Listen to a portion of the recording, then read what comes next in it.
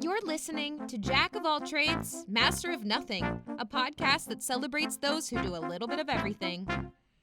We bring together creative people who followed the unconventional path, pursuing multiple trades, sometimes at the same time. So get ready to be inspired, because as the saying goes, master of none is often better than master of one. Hello. Thank you for tuning into our first episode of Season 2 Jack of All Trades podcast. So this season's a bit different. We're doing everything out of order. I've brought my sister on, Amanda Bishop, as a sound engineer to help mix master, get stuff together. Although, let me tell you, I'm a little bit rusty. My sound recording skills have been upped when I have someone actually being like, Sarah, this sounds like absolute caca poo-poo with your microphone setup. So you know what? She's doing her best. She's doing good work. So we're happy to have her on. But you know what? I'm just so dang excited to be back, to be sharing messages from artists, from people who have both, pursued many different things, which is a big highlight of this podcast, is welcoming people who have kind of broken the status quo and excelled at multiple things, but also bringing on different types of people and, masters at different things to kind of diversify the subject matter of the podcast. Although since I'm an actor and artist, most of the people that I know are actors and artists. So this season we've rebranded a little bit to focus specifically on artists, since that's pretty much what most of our conversations are, even though in the previous season we had a lot of metaphysical conversations. So I really hope that you guys enjoy season 2 here, and I'm really excited for you guys to hear these things. As always, I always say that every episode. I'm like, oh my God, I can't wait for you to hear this guest. But actually, I really am. And we have quite the lineup for you guys, so tune in every week to see who is the next guest. Just to briefly fill you in with what has gone on since I closed season 1 of the podcast. I talk about this for a couple episodes throughout the season. You'll hear me interview some guests that I met actually after I started teaching with Emily Kristen Morris, which you can hear in real time. Emily convincing me to come teach with her when I interviewed her back in 2020. So thanks to her, I've met tons of new people. I think at least 3 people on here that are students of mine that I have asked to come on to the podcast and actually speak with them and pick their brains, because I've met so many interesting people all over the world due to teaching. I was in a couple shows and moved back to New York City for a bit while I'm still dating my boyfriend that I coo about in season 1. We're still together. We actually live together now in Springdale, Pennsylvania, near Pittsburgh. I'm trying this crazy thing where I drive back and forth from Pittsburgh to New York City for periods of time to make the relationship work and spend time with my partner and continue to pursue performing. I'm actually currently in a new show that's going to be playing out of town at the Fifth Avenue Theater in Seattle. The attitude of this season is a little bit different. I think the first season in 2020 was focused a lot on grieving some things that were wrong pre-pandemic, the before times, moving through things as an artist, really asking important questions that help the healing process of returning to an industry that is so difficult and often doesn't treat people the best way. But actually, thanks to this podcast for being a project to me of inviting people on who I really admire or who are in positions that are notoriously a little bit more challenging to develop relationships with as performers, and also just listen to cool people talking about stuff. I was able to actually kind of use the first season as a really big healing experience in collecting information about how I wanted to proceed as an artist that does multiple things. So I hope that that was helpful to someone out there listening, as it was to me, because it certainly did help me. But now approaching season 2, I didn't really want to start a second season until I really felt like I had enough people that were going to be collectively providing enough information. And, I had to broaden my network and understand more people to bring on here. Also, if any listeners do podcasts, oh my gosh, podcasts are a lot of work. So, was finding time after taking acting classes and moving back to New York City and doing more shows and getting more involved with things where it was like, when is the right time to bring season 2 back? But I'm really hoping that this season's a bit more positive. It's more about returning to normal life, or what is normal now, and moving on from there with as much happiness and joy as possible. So hopefully these conversations help with that.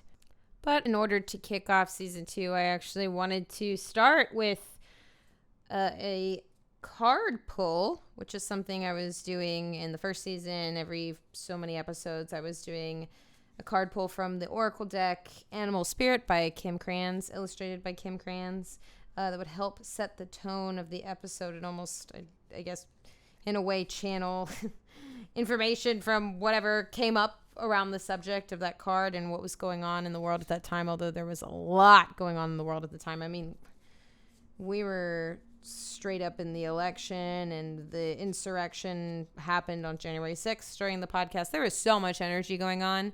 So this card pull is to kind of see where we're at when we're starting this season, and to hold space for whatever comes up. And I'll just kind of talk here. So that's what we're going to do.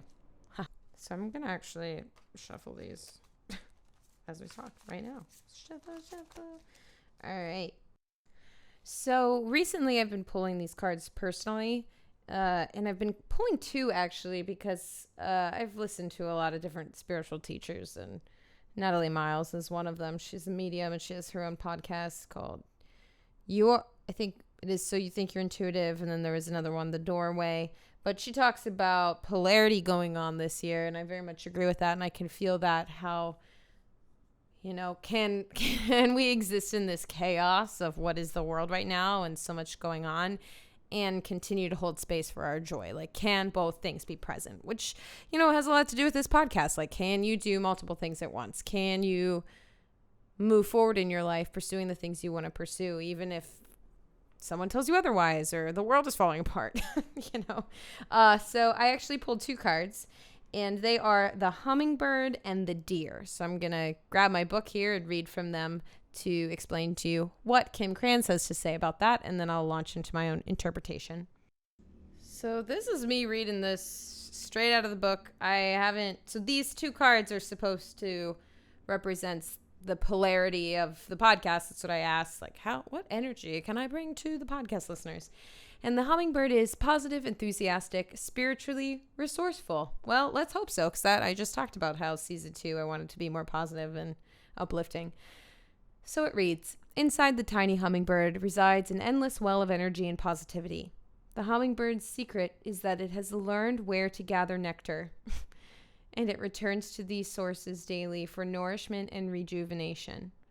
This sacred elixir springs from many sources, but usually involves nature, creativity, and exploring spirituality. Follow the way of the hummingbird, and you cannot go wrong. Every droplet of life becomes sweet, every moment worth savoring. When in balance, smart, curious, loves to learn. When out of balance, pushy, insistent, sharp. To bring into balance, take a class. Well, this is just so lovely, because this is really what I want the podcast to be, is a source of positive spiritual learning, positive exploration. And sorry, there's cars. I'm in New York City. But I really think that this is a really beautiful message to start off this season with. Now we got to look up the other one that is apparently the contrast, which is the deer. So let's see what the deer has to say. I mean, hey, like, not really that contrasting, but like, I'll take it. The deer, loving, intuitive, graceful, the mother. Okay, hey. The deer represents the feminine aspects of earth energy. This energy is available to all creatures regardless of gender, but is especially potent in new parents. During the first few days, they are fully present, nurturing, and calm. Their inner beauty radiates, and a sense of grace calms the room. A deer personality affects others in this way, drawing them toward a quiet tenderness. The deer card may appear when a birth or celebration of new life draws near, or when a situation calls for absolute gentleness and compassion. When in balance, receptive, compassionate, nurturing. When out of balance, concerned, protective, to bring into balance. Nature, children. Well, I hope I'm not pregnant. I'm not. I don't think I am. God, good grief. I hope I'm not pregnant. Anyway, I'm like pulling this card being like, what does this have to do with polarizing energy? I don't understand. So maybe we're birthing a new season. You know, we're bringing in a new way of being, even on the podcast. We're doing that every day, living in the post 2020 world, you know, and maybe this space can be a place of that inner beauty radiating out and a sense of grace to calm the room, you know, affecting people hopefully in a really graceful and loving way. So yeah, sure, I'll take it. Not sure if that exactly fit the prompt that I was going for with polarity, but like, listen, that's all great stuff, and I really hope that everyone who's listening enjoys the season 2 of the podcast. I sure enjoyed collecting information for you. So we're just gonna leave it at that. I'm gonna leave you with those messages. If any of that energy, the hummingbird and the deer, that nurturing spiritual positive energy speaks to you, then come back, stay tuned, and I really look forward to connecting with you. I like to throw this out every episode. Don't forget to like and subscribe. Leave us a 5-star review so that more people can find out about our podcast and listen to it and spread these messages and these teachings around. And you can follow us on our social at jackofalltrades_podcast. That's where I'm going to post pictures of these cards onto the socials so that you can really get a good look at it. And look at the artwork, the beautiful artwork by Kim Krans. I'll also link all that information in the show notes. And if you or someone you know is a jack of all trades, pursues a lot of different things, or perhaps is a master at something that's really interesting and would help diversify the content that we have on here, or you just want to say hi, you just want to connect, you know, feel free to email us at jackofalltrades2020@gmail.com. We love hearing from our listeners and getting recommendations for new podcast interviewees. And until next time, I really hope you enjoy our season coming up, and it's good to be back. Talk to you soon. Bye-bye.